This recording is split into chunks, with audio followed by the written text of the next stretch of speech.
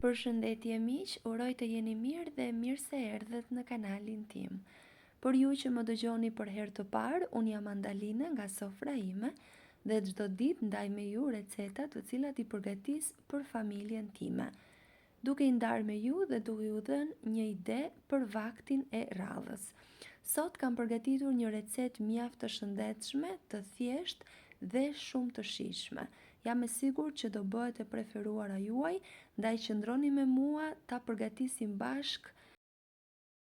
Në një enë do shtojmë 500 gram miell misri, 100 gram miell gruri, 1 lugë çaji krip, 1 lugë çaji pluhur fryrës ose sot, dhe masën do ta përziejmë shumë mirë. Kjo është shumë e rëndësishme pasi përbërësit duhet të lidhen shumë mirë me njëri tjetrin, sidomos për pluhur fryrësin ose sodën që duhet të bëhet njësh me masën e miellit. Pasi I kemi përzier shumë mirë, do vazhdojmë me 2 vezë, 20 ml vaj ulliri dhe do vazhdojmë me 500 gram kos. Kosin do ta shtojmë pak e nga pak, duke e përzier me ndihmën e një luge, kështu do shohim edhe masën se sa kos nevojitet që të shtojmë. Mua më mori rreth 500 gram, por varet edhe se sa përthithës është mielli, prandaj ju sugjeroj që ta shtoni pak e nga pak duke e parë me sy.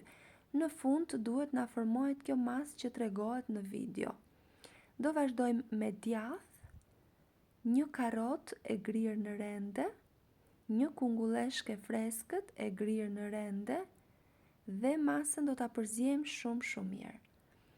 Nëse jeni ri në kanalin tim, ju ftoj të hidhni një sy kanalit dhe nëse recetat ju pëlqejnë, ju ftoj të bëni subscribe dhe të shtypni butonin e ziles, kështu do njoftoheni për çdo recetë të re të postuar.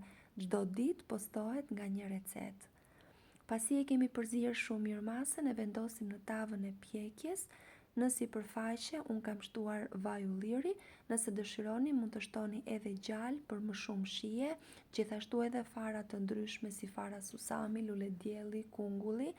Unë vendosa që ta bëj në mënyrën më të thjeshtë duke shtuar vetëm vaj ulliri. E pjekim në 200 gradë derisa të jetë gati, pjekja gjithmonë në varësi të sobës që keni. Shikoni pak se çfarë ngjyre ka marrë, është pambuk I butë në brendësi, pak krokant në sipërfaqe dhe ka një shije dhe një aromë fantastike. Ju sugjeroj ta provoni dhe ta shijoni dhe pres përshtypjen tuaj në koment për këtë recetë. Faleminderit që më ndiqni.